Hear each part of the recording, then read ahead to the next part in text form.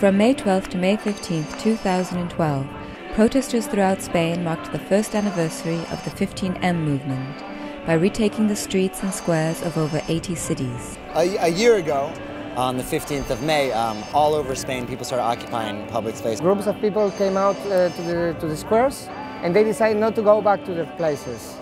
Everything that happened last year made people more conscious about what's going on. Over the past year, the 15M movement has been growing and moving from the central squares into local neighborhoods and communities all across Spain.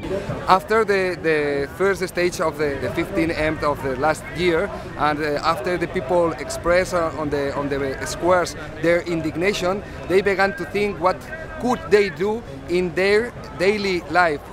And all during the whole year you have seen also going from the squares to the neighborhoods and creating like groups of solidarity. To mark 1 year of continuous resistance, the 15M movement organized 4 days of demonstrations, workshops, discussions and actions. On May 12th, hundreds of thousands of indignados, students, workers and the unemployed all over Spain took to the streets. The movement is coming back, and we are going to occupy the plazas again.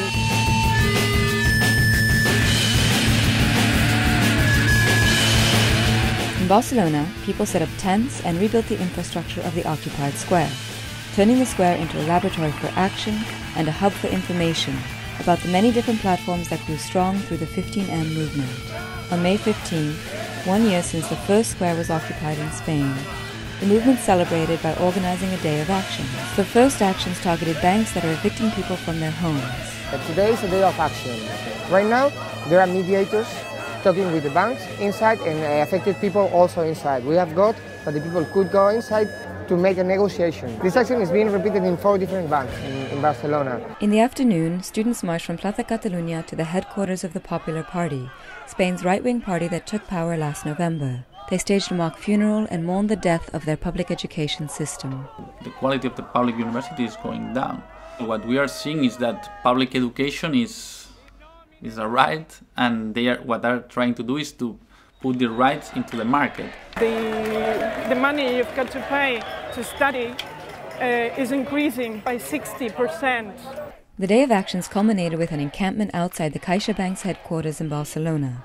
Hundreds of people set up camp to draw attention to the bank's role in creating and perpetuating the financial and housing crisis in Spain. In the coming months, these networks of solidarity will likely prove to be an essential source of strength as they confront the next wave of the crisis. It's not just happening in Spain, it's not just happening in London, it's not just happening in France or United States or Latin America, but it's happening everywhere. The only way is to have a lot of mobilization on the street and from a wide spectrum of different people.